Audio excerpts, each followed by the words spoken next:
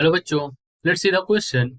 In amplitude modulation, the modulation index m is kept less than or equal to 1 because so यहाँ पर amplitude modulation में modulation index जो होता है उसको लेस देन और इक्वल टू 1 क्यों रखते हैं, इसका रीजन हमें यहाँ पर बताना है। सबसे पहले हम बात करते हैं की कॉन्सेप्ट की यहाँ पर। तो the key concept over here will be we should know what is modulation index, यानी कि m जिसको हम मॉड्यूलेशन इंडेक्स के नाम से जानते हैं, ये m होता क्या है। तो m is modulation index. m को हम यहाँ पर मॉड्यूलेशन इंडेक्स कहते हैं और इस मॉड्यूलेशन इंडेक्स को रिप्रेजेंट करने के लिए हम कहते हैं m इज इक्वल टू क्या होता है। So m is equal to am, that is amplitude of modulated wave, divided by ac, that is amplitude of carrier signal. So let me also say this is amplitude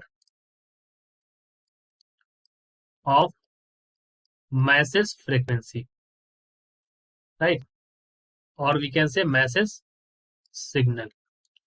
और AC जो है this is the amplitude of carrier signal, this is the amplitude of carrier signal, right. तो ये हमारा modulation index होता है।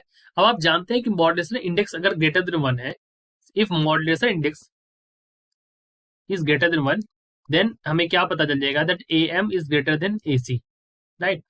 इससे क्या होगा, there will be distortion signal of amplitude modulated wave. So we can say this results in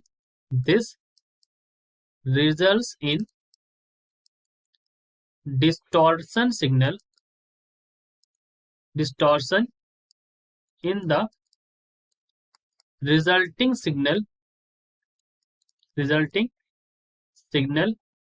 of amplitude modulated wave, right. अगर हमारा AM ग्रेटर देन AC हो जाएगा तो ये कंडीशन हो जाती है, right. So we can say that यहाँ पर क्या होगा, जो हमारी मैक्सिमम मॉड्यूलेशन फ्रीक्वेंसी होती है जिसको हम MF से रिप्रेजेंट करते हैं। सो MF यहाँ पर क्या है, MF is the maximum modulation frequency, it is equal to the frequency deviation. Let me say it is equal to frequency division,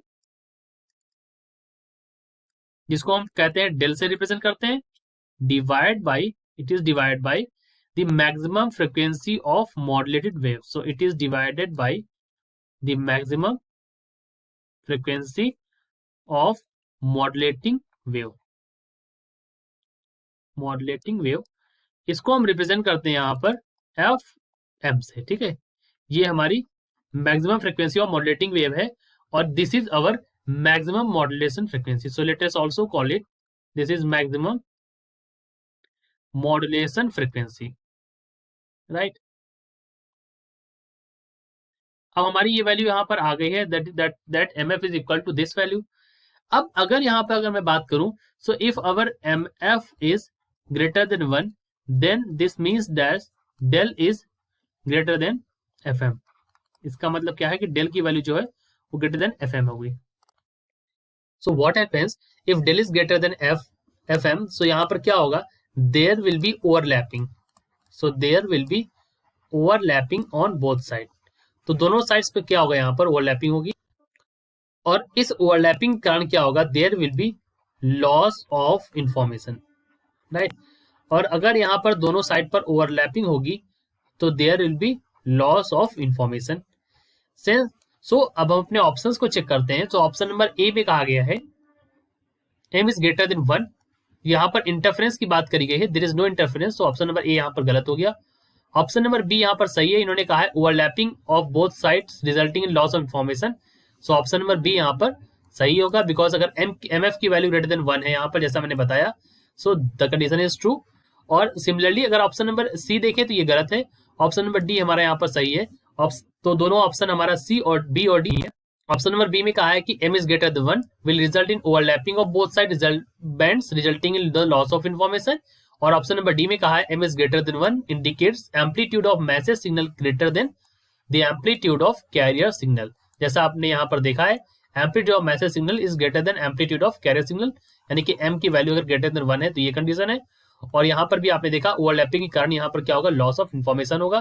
तो हमारे पास ऑप्शन नंबर बी और ऑप्शन नंबर डी यहाँ पर सही हो गए। तो हमारे जो करेक्ट आंसर्स होंगे वो होंगे हमारे पास ऑप्शन नंबर बी और option number D. These are our correct answers. I hope you understood it well. All the best.